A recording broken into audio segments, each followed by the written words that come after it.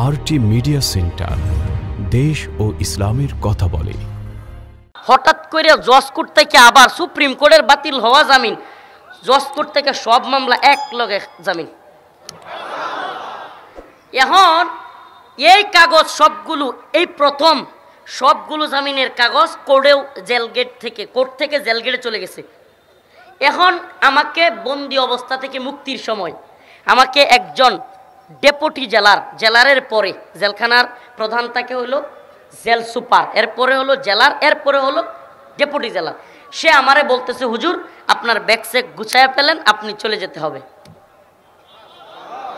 31-32 মাস প্রায়, চিন্তা করেন।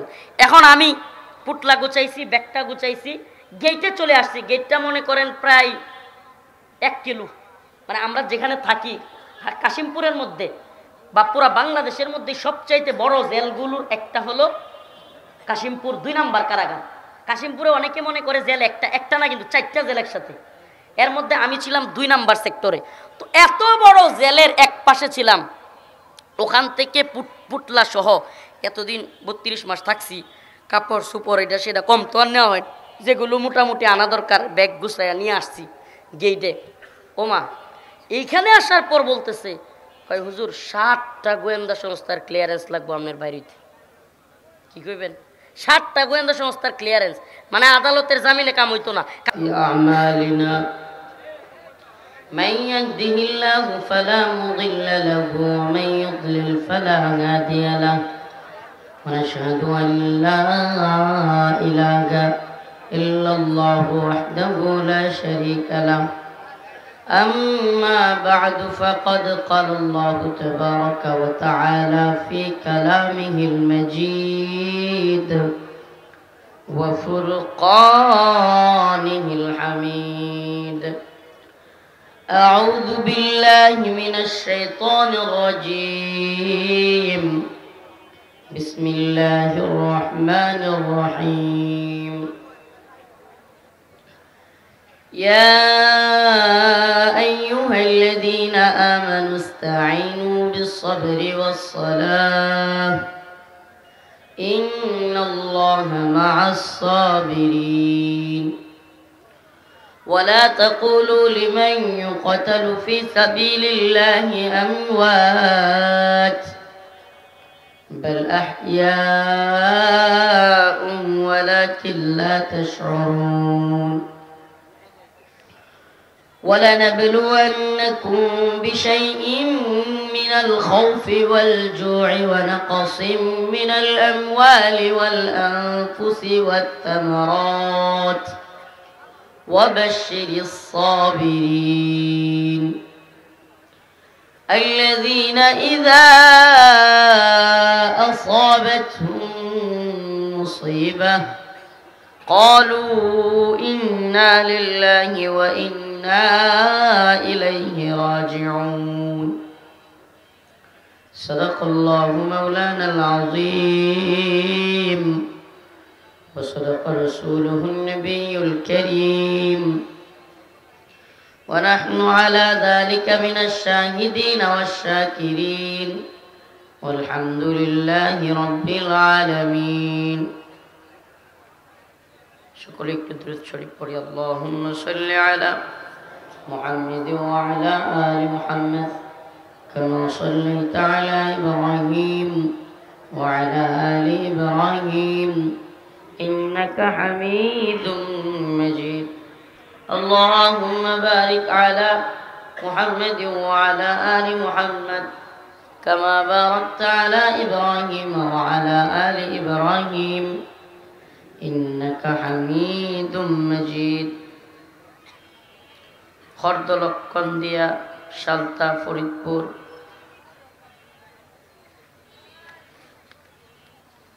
ইকরা আইডিয়াল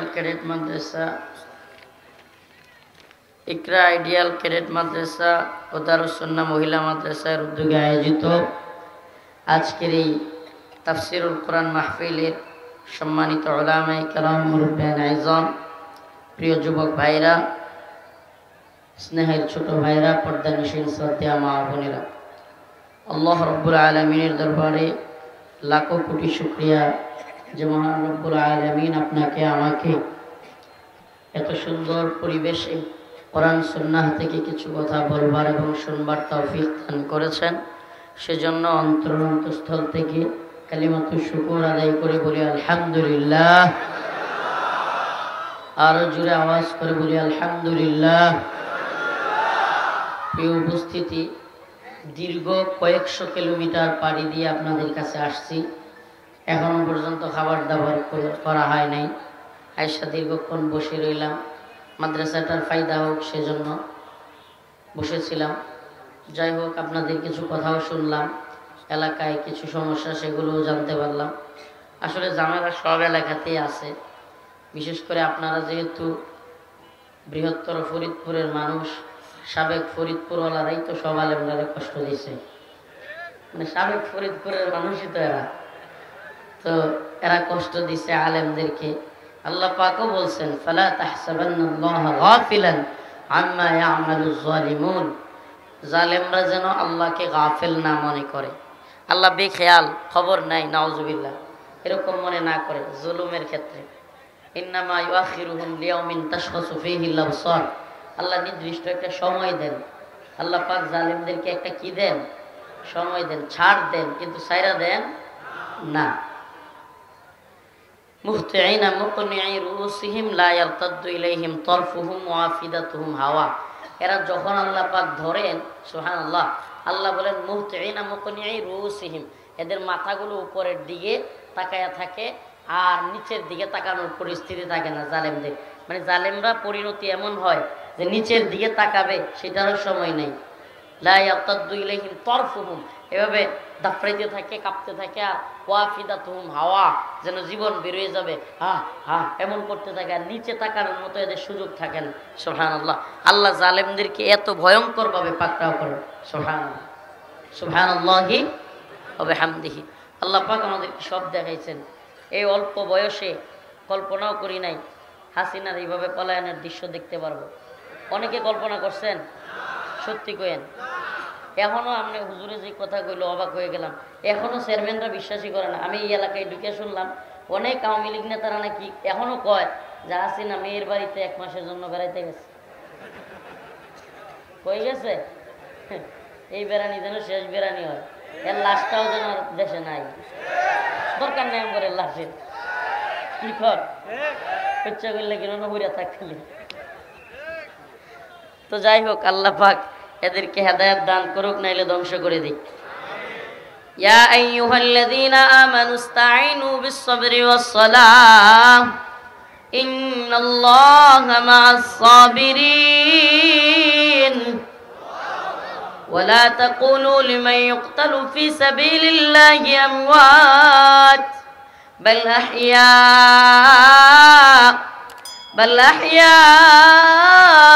ওয়ালাকিন লা তাশউরুন। আল্লাহ রাব্বুল আলামিন ওনার কাছে চাওয়ার প্রক্রিয়া কি হবে? আমরা সবকিছু চাইবো কার কাছে? কার কাছে?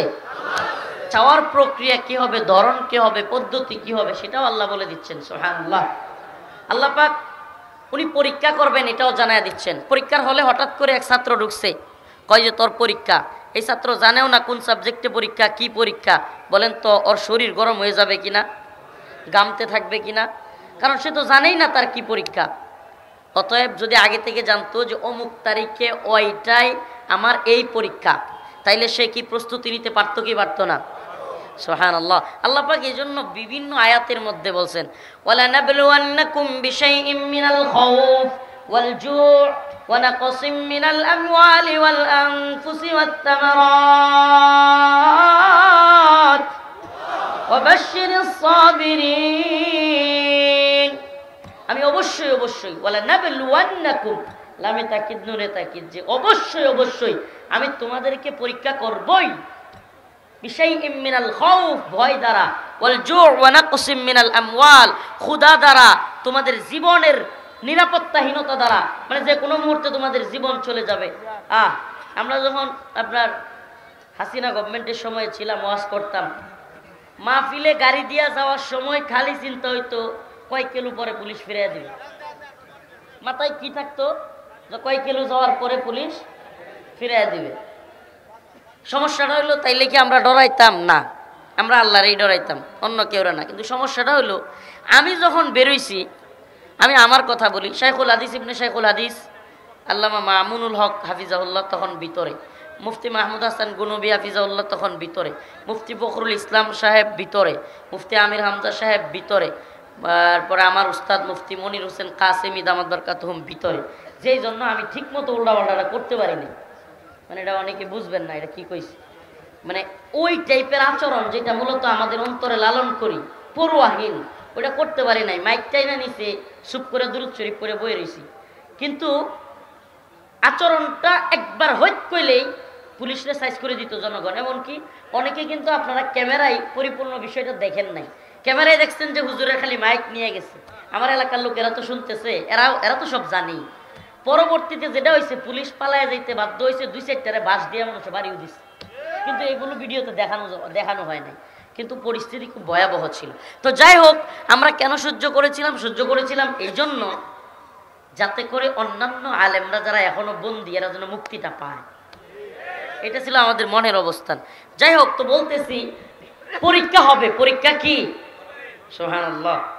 আপনি যদি কোনো ধরনের পরীক্ষার সম্মুখীন না হন, জালেম তাগুত যদি আপনি দাওয়াতি কাজ করেন, ইসলামের কাজ করেন, হক কথাও বলেন, আপনারা জালিম তাগুত কিছু কয়ও না, সম্মানই দেয়, হাদিয়া তো উপা বাড়ায়, আবার তাদের সাথে সম্পর্কও ভালো, তাইলে বুঝে নেন আপনার হক পথে চলাই হইতেছে না ভাই। এমন কোন নবী আলাইহিস সালাম নাই, এমন কোন ইমাম নাই যাদের সাথে শাসকের বৈরিতা হয় নাই। শাসক যদি জালেম হয়, তাগুত হয়, তাহলে শাসকের সাথে বৈরিতা হবে নাকি বন্ধুত্ব হবে নাকি? হ্যাঁ, দরবারের সাথে বন্ধুত্ব তো দরবারি আলেমদের হইতে পারে, হকপন্থী আলেমদের কি দরবারের সাথে বন্ধুত্ব হইতে পারে? দরবারে যেই পন্থী থাকে এরা কি ইসলামপন্থী নাকি? আজকে একটা বিবৃতি হুজুরদের আমার খুব কষ্ট লাগলো, বলতেছে প্রধান উপদেষ্টা আপনার প্রতি আমাদের সর্বোচ্চ আস্থা, এই সেই, এত আস্থা রাখেন না, এগুলো ভালো না। বুঝতে হবে এদের এক দলের ভারতীয় এজেন্ডা ছিল, এখন এদের আছে আমেরিকান এজেন্ডা। এই একটার পর একটা এজেন্ডা নিয়ে আমাদের সামনে হাজির হবে, আমাদেরকে এগুলো বুঝতে হবে, ক্যাচ করতে হবে। আমরা আগামীকালকে ইসলামী শরিয়া পাবো না, কিন্তু এই জাতিকে শরিয়ার জন্য উদ্বুদ্ধ করতে হবে। ততদিন জালেমদের বিরোধিতা করতে হবে, পক্ষে না। ততদিন জালেমদের যে আসুক তার পক্ষে সাফাই গাওয়ার সুযোগ নাই। এরা কেউ ফিরিস্তা না, এরা কেউ কোরআন সুন্নাহ অনুযায়ী রাষ্ট্র ব্যবস্থা চলাইতেছে না। অতএব তাদের প্রত্যেকটা ইসলাম বিরোধী কাজের আমাদেরকে সমালোচনা করতে। আমার কথা কি বুঝাইতে পারতেছি? তো আল্লাহ পাক পরীক্ষা করবেন, আল্লাহ নিজে বলে দিয়েছেন, ওয়ালা নাবলুওয়ান্নাকুম বিশাইইম মিনাল খাউফ ওয়াল জু' ওয়া নাকসিম মিনাল আমওয়ালি ওয়াল আনফুসি ওয়াত তামারাত। আল্লাহ পাক তোমাকে তোমার জীবনের নিরাপত্তাহীনতায় ফেলে দিতে পারেন, তোমার হায়াতের নিরাপত্তাহীনতায় ফেলে দিতে পারেন, তোমাকে ক্ষুধার যন্ত্রণায় ছটফট করাইতে পারেন, পরীক্ষা নিতে পারেন, তোমাকে জেলে দিয়ে পরীক্ষা নিতে পারেন, রিমান্ডে দিয়ে পরীক্ষা নিতে পারেন। আল্লাহ পাক সবগুলো পরীক্ষার কথা বলে দিয়েছেন। আম হাসিবতুম আন তাদখুলুল জান্নাহ ওয়ালাম্মা ইয়াতিকুম মাসালুল লাযিনা খালাউ মিন ক্বাবলিকুম। আল্লাহ পাক বলেন যে মাসাতহুমুল বাসা ওয়াদ-দাররা ওয়া যুলজিলু হাত্তা ইয়াকুলার রাসূল ওয়াল্লাযিনা মাআহু মাতা নাসরুল্লাহ। আল্লাহ অন্য এক আয়াতে বলেছেন, যারে তোমরা কি মনে করছো এমনি এমনি জান্নাতে চলে যাবা সেলসেলায়া? এত সহজ না। আমি পরীক্ষা করব, এমন পরীক্ষা করব যে তোমাদের পূর্ববর্তীদের যেমন ঝাঁকুনি দিছিলাম, কম্পন শুরু হয়ে গেছিল, এমনকি নবী এবং তার সহকাঠীরা যারা ছিল তাদের সাথীরা বলতেছিল মাতা নাসরুল্লাহ, মাতা নাসরুল্লাহ, কখন সহযোগিতা আসবে? কল্পনা করতে পারেন? তো এই ব্যথা আমাদেরও উঠছিল বাংলাদেশে সব অঙ্গন থেকে। আরে আল্লাহ কবে হাসিনা যাইব, এমন একটা ব্যথা উঠছিল কিনা?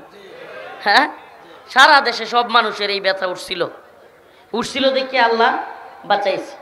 তো এই পরীক্ষার কথা বলার উদ্দেশ্য হলো আল্লাহ পাক আমাদেরকে পরীক্ষা থেকে উত্তীর্ণ করবেন। আল্লাহ পাকের কাছে চাইতে হবে। কার কাছে? সন্তান হয় না, কার কাছে চাইব? বাবার কাছে, দরগার কাছে, দুর্গার কাছে। সন্তান না হলে চাইব কার কাছে? কনফার্ম আটরশির কাছে, দেয়ানবাগির কাছে। কার কাছে? অভাব অনটনের মধ্যে আছি, টাকা পয়সা নাই, ছেলেটার চাকরি হয় না, চাইবো কার কাছে? মেয়েটার বিয়ে হয় না, চাইবো কার কাছে? বাবার কাছে। দরগায়, দুর্গায়, হ্যাঁ, দাউফাত তালিব ওয়াল মাতলুব। আল্লাহ কয় তোরা আল্লাহকে বাদ দিয়া তাদের কাছে চাইবি। ইয়া আইয়ুহান নাস দুরিবা মাসালুন ফাসতামিউ লাহু ইন্নাল্লাযীনা তাদউনা মিন দুনিল্লাহ। আল্লাহকে বাদ দিয়া তোমরা যাদেরকে ডাকো লা ইয়াখলুকু যুবাবা, এরা একটা মশাও বানাইতে পারে না। সুবহানাল্লাহ। এই দরগা দুর্গা সবগুলো মিললে কি বানাইতে পারে না? এই যে পোকা যেগুলো ফরিদপুরে আক্রমণ করতেছে এগুলো বানাইতে পারে? এই একটা পোকা বানানোর সামর্থ্য দরগারও নাই, দুর্গারও নাই। দরগারও নাই, কথা কয় না রে ফরিদপুরের মুসলমান, কথা কন না। দরগারও নাই, একটাই যে পোকা, পোকা এটা বানাইতে পারবে? এই Donald Trump, Netanyahu, Modi, Hasina সবগুলো মিললে একটা পোকা বানাইতে পারবো? সুবহানাল্লাহ। লা ইয়াখলুকু যুবাবা ওয়ালাউ ইজতামাউ লাহু, এরা সম্মিলিতভাবে একটা মশা মাছিও বানাইতে পারবে না। ওয়া ইয়াসলুবুহুমুয যুবাবু শাইআ, বানাইতে তো পারেই না। এদের কাছ থেকে কোনো খাওয়ান লয়ে গেলে গা, ওই যে মূর্তি যেগুলো ঠায় এগুলোর সামনে থেকে মশা মাছি খাবার নিয়ে গেলে আল্লাহ বলেন ওয়া ইয়াসলুবুহুমুয যুবাবু শাইআ লা ইস্তানকিদুহু মিন, এরা ওইটা রক্ষাও করতে পারে না। দাউফাত তালিব ওয়াল মাতলুব, এরা কতই না দুর্বল। আল্লাহরে বাদ দিয়া যে চায় এবং যার কাছে চায় এরা উভয়ে কি কতই না দুর্বল। সুবহানাল্লাহ। আমরা চাইবো কার কাছে? জোরে বলে না। দরগার কাছে, দুর্গার কাছে, বাবার কাছে, শায়েখের কাছে, পীরের কাছে, চাইবো কার কাছে? ও ভাই, ইসলাম কোনো সন্ন্যাসী মার্কা ধরব না, এনে গান্ধিগিরি চলে না। ইসলামে এমন না যে বাবারে কইলে বাবা কয়ে দিব, মাধ্যম ছাড়া উপায় নাই। বরং আল্লাহ কয় তাআল্লুক মা আল্লাহ, বান্দারে একটা না, দুইটা না, 100 না, 1000 না, লক্ষ গুনাহ তুই করে ফেলেছিস। জিনা করেছিস, ব্যভিচার করে ফেলেছিস, সুদ খেয়ে ফেলেছিস, ঘুষ খেয়ে ফেলেছিস, বিভিন্ন ধরনের গুনাহ তুই করতে পারিস, কিন্তু আমি আল্লাহরে একবার আল্লাহ আমি আর গুনাহ করব না মন থেকে তওবা করে ছেড়ে দিলাম। আমার মালিক কয় ইল্লা মান তাবা ওয়া আমানা ওয়া আমিলা আমালান সালিহা ফাউলাইকা ইউবাদদিলুল্লাহ সাইয়্যাতিহিম হাসানাত। বান্দা একটা নয়, দুইটা নয়, 100 নয়, 200 নয়, 1 লক্ষ গুনাহ যদি তুই করিস রে বান্দা, ফাউলাইকা ইউবাদদিলুল্লাহ, আমার আল্লাহ 1 লক্ষ গুনাহকে 1 লক্ষ নেকি দ্বারা পরিবর্তন করে তোরে জান্নাতে দিয়ে দিবে। তাআল্লুক মা আল্লাহ, আল্লাহর সাথে সম্পর্ক। আরে বান্দা রিকশাওয়ালা হইতে পারেন, আপনি মাটি কেটে খাইতে পারেন, ইটভাটায় চাকরি করতে পারেন, দিনে আনেন দিন খান, সমস্যা নাই। প্রতিদিন হালাল রিজিক ইনকাম করেন, বউটাকে পর্দায় রাখেন, 5 ওয়াক্ত নামাজ পড়েন, আল্লাহর কাজগুলো সঠিকভাবে কইরা আল্লাহর কাছে চান। বড় মুফতি, বড় শাইখুল হাদিস, বড় চুক্তিবাদী বক্তার চাইতে আল্লাহর কাছে আপনার মর্যাদা অনেক বেশি। সুবহানাল্লাহ। তাআল্লুক মা আল্লাহ, এটা আল্লাহর সাথে, দুনিয়ার কোনো ব্যক্তির সাথে না। আরে আল্লাহর ভয় যদি অন্তরে থাকে, পৃথিবীর কোনো তাগুত আর জালেমের ভয় বিন্দুমাত্র থাকবে না। আরে পৃথিবীর সমস্ত বড় জালেম তাগুত পাতলা পায়খানা হইলে বিস্তার থেকে উঠতে পারবে না। কয়েকদিন আগেই তো যখন ডোনাল্ড ট্রাম্প ক্ষমতার থেকে গেছিল, পোলাপানে একটা ড্রামের উপরে তারা সাইরা দিয়া পানির মধ্যে এডিট কইরা, ড্রামের দেখেন নাই মনে হয় ভিডিওটা, ড্রামের উপরে সাইরা দিয়া কইছিল আমারও ছিল সব একদিন, আজ আমার নেই কিছু নেই। খেল না এটা? আগে ডোনাল্ড ট্রাম্প যখন ক্ষমতায় ছিল, আবার গেল গা পোলাপান দিল বাসায় বেলার মধ্যে দিয়া, আমারও ছিল সব একদিন। আমাকে বলেন ডোনাল্ড ট্রাম্প কেন পৃথিবীর সমস্ত ক্ষমতাসীনদের যারা বড় বড় লিডার, এরা পাতলা পায়খানা ঠিক মতো হইলে উঠতে পারবো বিছানার থেকে? হ্যাঁ, তাইলে ক্ষমতাসীন কে? আল্লাহু লা ইলাহা ইল্লা হুয়াল হাইয়ুল কাইয়্যুম قل اللهم مالك الملك تؤتي الملك من تشاء وتنزع الملك ممن تشاء وتعز من تشاء سبحان ইজ্জতের মালিক কে? ক্ষমতার মালিক কে? হুজুর বলতেছিল বেরি পড়াইছে গরুর রশি লাগাইছে, 8-10 জনের টাইনা নিয়ে যাচ্ছে। এত বড় পুলিশের বুলেট প্রুফ জ্যাকেট, মাথায় লাগাইছে হেলমেট, দেখা মনে হয় এইটাই মনে হয় যে বইয়ে পড়ছিলাম মগের মুল্লুক, এটা এইটাই।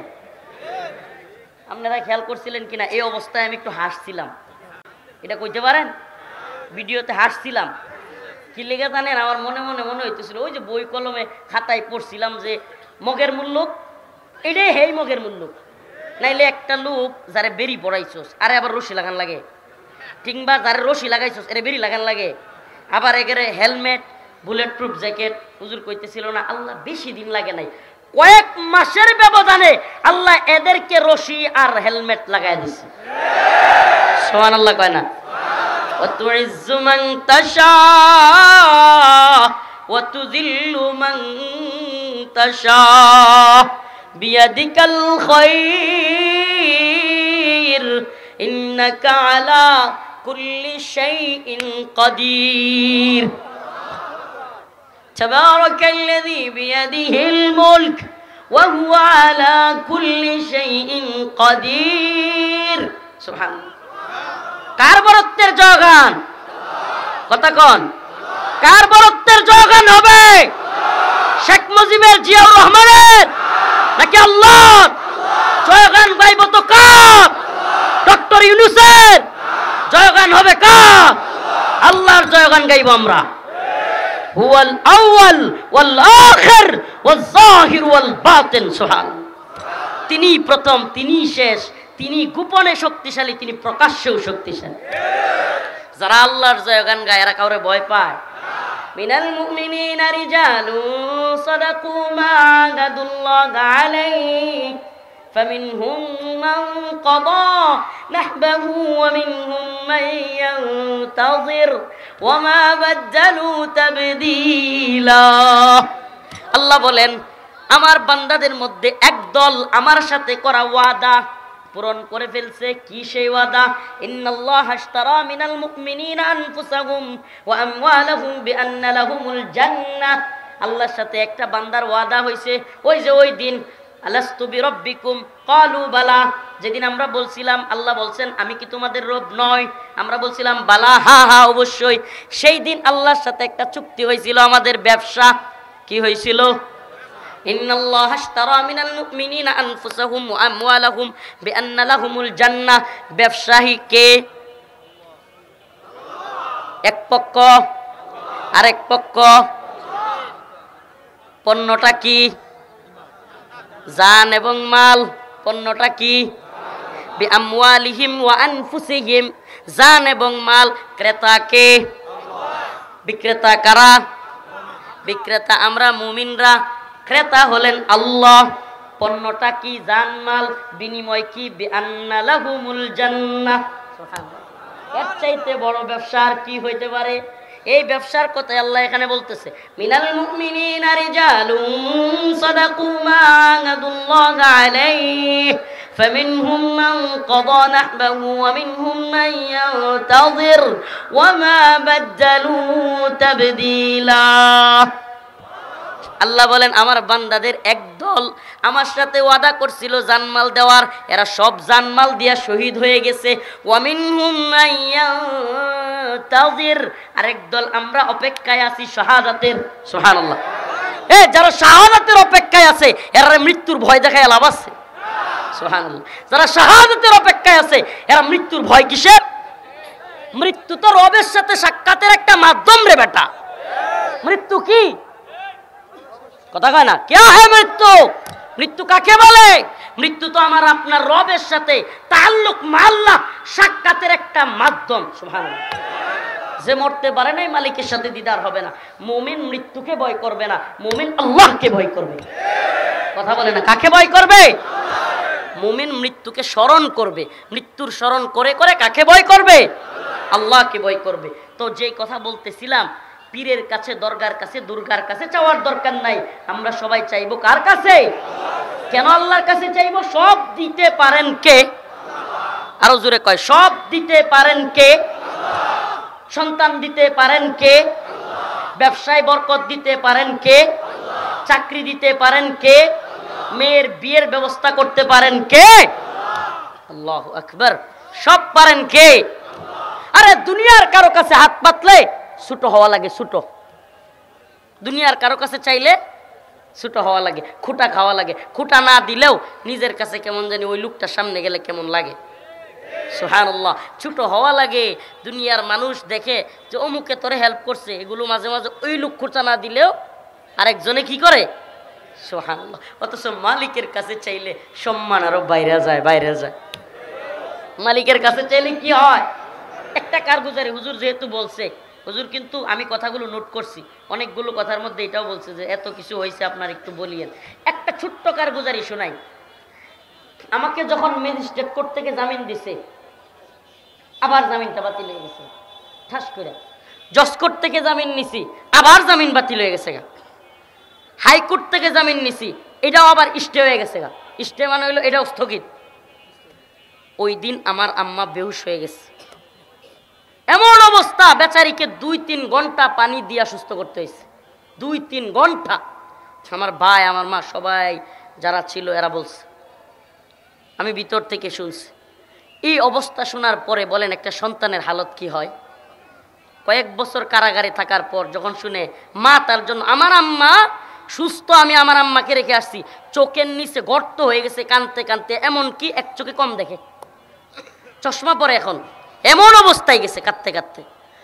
তো যখন হাইকোর্ট থেকে মামলা সুপ্রিম কোর্টে গেছে, সুপ্রিম কোর্টে জামিন বাতিল। আর কই যাবো? বাংলাদেশের আদালতের সর্বোচ্চ আদালত কোনটা? সুপ্রিম কোর্টে জামিন বাতিল হলে যাওয়ার কোনো জায়গা আছে? হ্যাঁ, আল্লাহু আকবার। আমি আশা ছাড়ি নাই, হাল ছাড়ি নাই। কারণ আমি আমার মালিককে কইছি, মালিক আপনি যেদিন আমার বাড়িতে আমার রিজিক রাখছেন, হাসিনা কেয়া তার পৃথিবীর সমস্ত ক্ষমতা লইয়াও আমারে জেলে রাখতে পারতো না। মালিক আপনার প্রতি বিশ্বাস আমার আছে। আল্লাহ সুবহানাল্লাহ। হঠাৎ করে জজ কোর্ট থেকে আবার সুপ্রিম কোর্টের বাতিল হওয়া জামিন, জজ কোর্ট থেকে সব মামলা এক লগে জামিন। এখন এই কাগজ সবগুলো, এই প্রথম সবগুলো জামিনের কাগজ কোর্টেও জেল গেট থেকে, কোর্ট থেকে জেল গেটে চলে গেছে।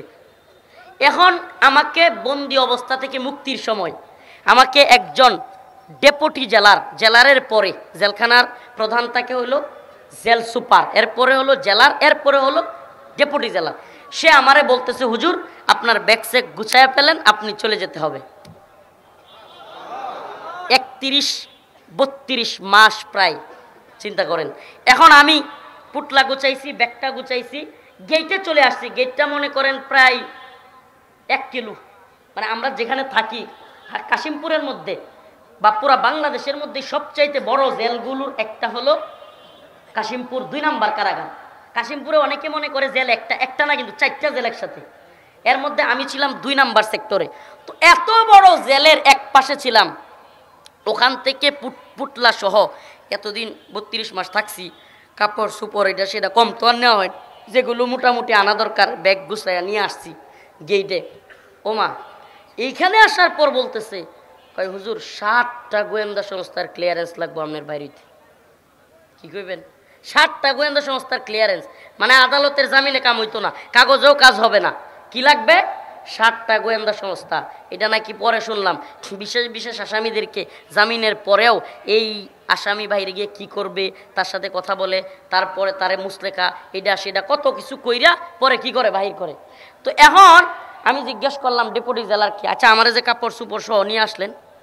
আমার আম্মা ওইদিকে অপেক্ষায়, ছেলে বের হবে, আমার মামা, আমার আপন ভাই, আমার অনেকেই সামনে গেটের সামনে এসে আছে।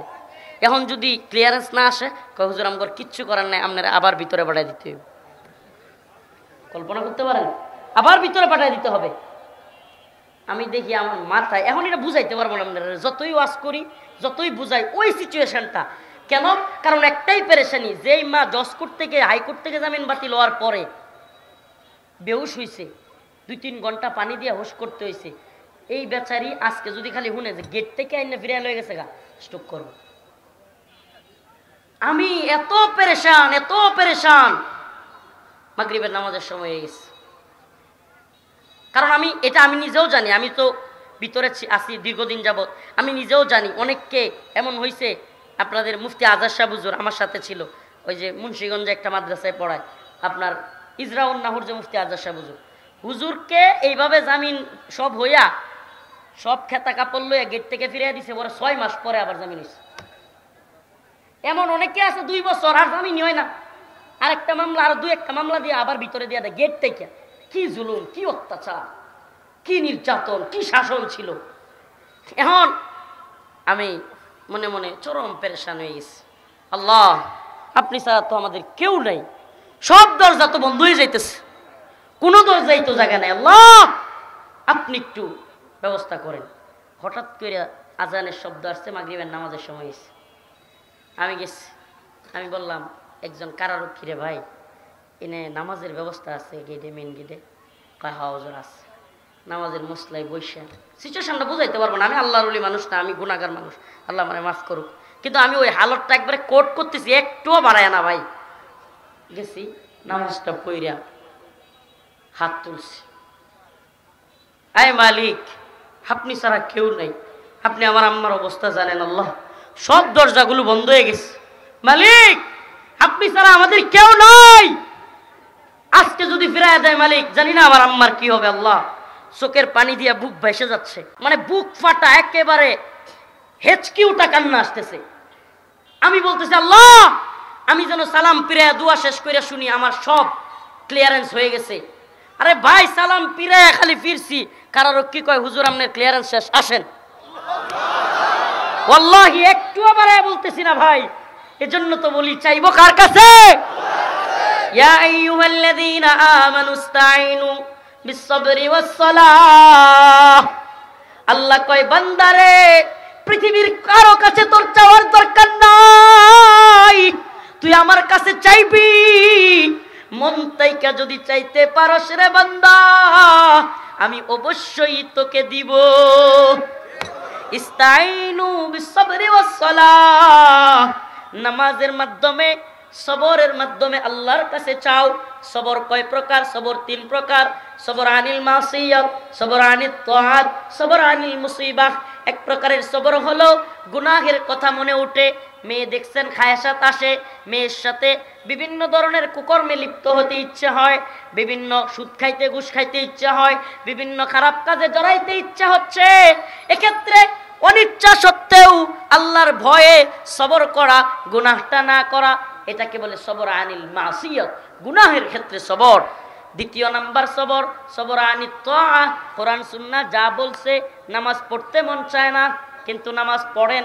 ফজরের নামাজের সময় শীত লাগতেছে, কম্বল থেকে উঠতে মন চায় না, তবুও কম্বলটা ঝেড়ে ফেলে দিয়া আল্লাহু আকবার বইলা নামাজে দাঁড়ায়া যান।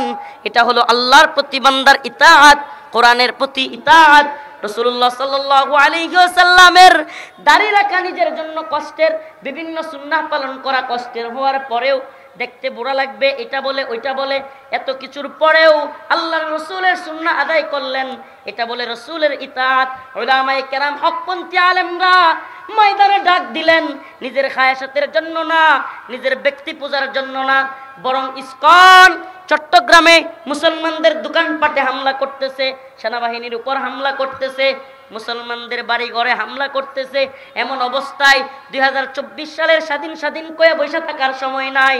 ইসকনকে নিষিদ্ধ করার জন্য উলামায়ে কেরাম ডাক দিলে, ইসকনকে নিষিদ্ধ করার জন্য সারা দেশ অচল করে দেওয়ার মতো ফরিদপুর অচল করে দিতে হবে, এই তামান্না নিয়ে ময়দানে হাজির হওয়া, এটাকে বলে আলেমদের ইতাআত।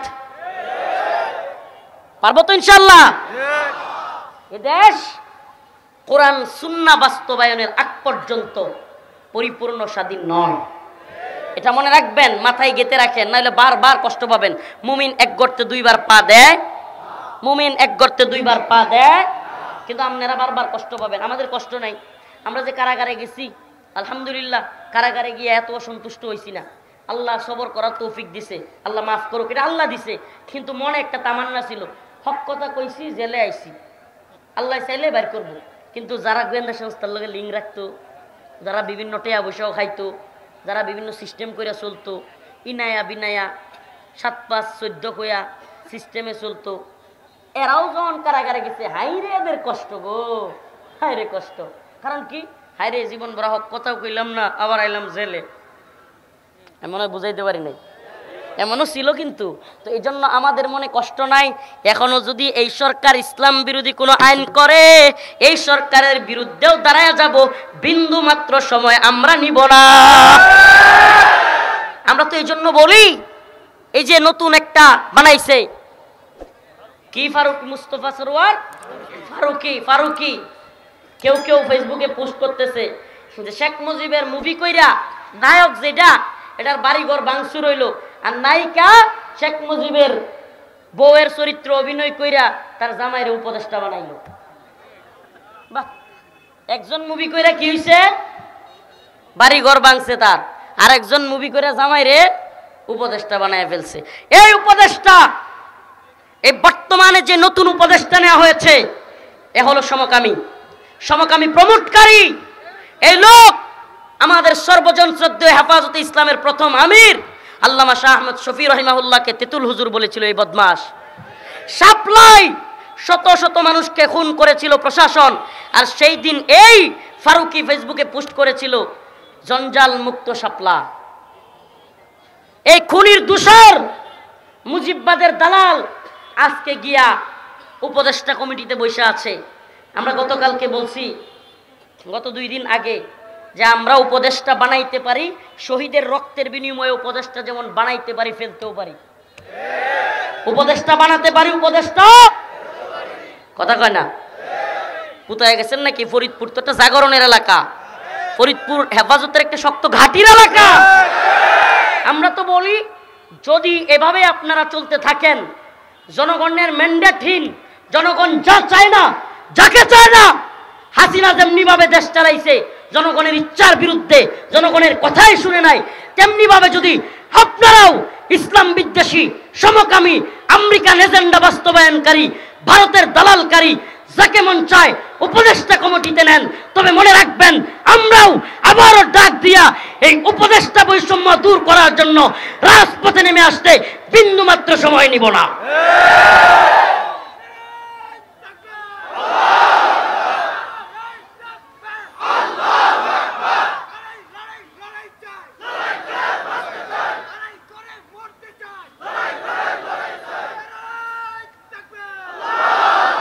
আমাদের কথা একদম শর্টকাট। আমরা আপনাদের কাছে জানতে চাই, এই উপদেষ্টা কমিটি থেকে এই ইসলাম বিদ্বেষী, আলেম বিদ্বেষী এই ফারুকিকে না সরালে, উলামায়ে কেরাম যদি ডাক দেয়, ফরিদপুরবাসী আপনাদের কাছে আমাদের জানতে চাওয়া, আপনারা আলেমদের সাথে থাকবেন তো? থাকবেন তো? ফরিদপুর আমাদেরকে কখনো হতাশ করে নাই, পুরা ফরিদপুর অচল করে দিতে পারবেন তো?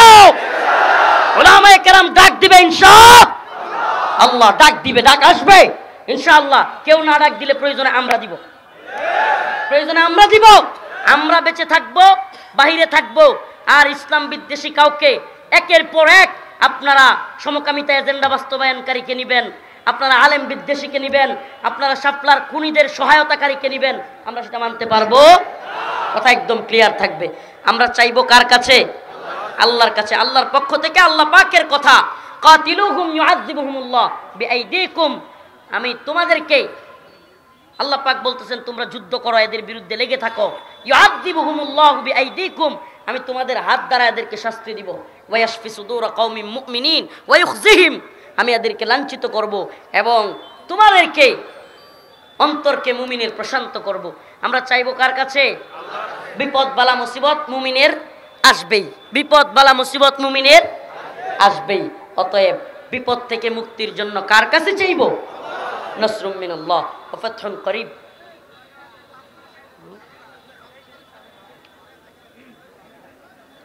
আমি আপনাদের কাছে আহ্বান রাখবো, উলামায়ে কেরাম বর্তমানে যারা আছেন, দায়ী কিংবা যুব সমাজ, পার্শ্ব বিষয়গুলো নিয়ে বর্তমানে আমাদের লড়াইয়ে জড়ানো, এটা আমাদের জন্য বোকামি। আমি সরাসরি বলছি, বরং ইসকন আওয়ামী ফ্যাসিস্টদের দালাল, হিন্দুত্ববাদীদের দালাল, এদেরকে ফোকাস রেখে আমাদের কাজ করা উচিত। পার্শ্ব বিষয়গুলোতে এখন জড়ালে এটা গোয়েন্দা সংস্থার খেলা, এটা আমরা জানি বলে বলছি। আমাদের মুরব্বীদেরকে ফাঁক পেতে গোয়েন্দা সংস্থা চাচ্ছে উলামায়ে কেরামকে অন্য একটা বিষয়ে জড়ায় রাইখা পশ্চিমা এজেন্ডা বাস্তবায়ন করতে। আমি জেনে শুনে বলছি, এজন্য বলি পার্শ্ব বিষয়গুলো এড়াইয়া চলা যতটুকু পারেন এড়াইয়া চলবেন। মুসলমান মুসলমান ঝগড়ার সময়, মুমিন মুমিন ঝগড়ার সময় না। আপনি কল্পনা করতে পারেন এটা ভারত আর গুজরাট নাকি কাশ্মীর, অথচ মুসলমানদের বাড়ি ঘরে দোকানপাটে গিয়া ইসকন হামলা করতেছে। কল্পনা করা যায়? সেনাবাহিনীর উপর হামলা করতেছে। এমনকি ফারুকির মতো ব্যক্তিকে, ফারুকি এটা তো সবার জানা উচিত, ফারুকিকে নিয়ে উপদেষ্টা বানাইছে। এখন আবার কি করছে? মানবাধিকার কার্যালয় বানাইতে যাচ্ছে। অনেকে জানে না এটা, সমকামী এজেন্ডা বাস্তবায়নের জন্য। অতএব আমি বলবো যে এই ধরনের বন্ড বিদাতি কিংবা এই সমস্ত লোক যারা আলেমদেরকে মানে না, এতাতি, এই সমস্ত বিষয়গুলো এখন আপনারা দয়া করে জড়াবেন না। আমি মুরব্বীদের কাছে ওই মেসেজটা পৌঁছানোর চেষ্টা করেছি যে এটা একটা খেলা। ওলামায়ে দেওবন্দকে, এদেশের হকপন্থী আলেমদেরকে ভিন্ন কাজে জড়ায় রাইখা এটা বিশ্বে দেখাবে এরা নিজেদের মধ্যে মারামারি, আর এদিকে এরা সমকামী এজেন্ডা, এরা বিভিন্ন ভারতীয় এজেন্ডা এগুলো বাংলাদেশে পুশ করবে। আল্লাহ পাক আমাদের সবাইকে বোঝার তৌফিক দান করুক, আমল করার তৌফিক দান করুক। বলেন আমিন।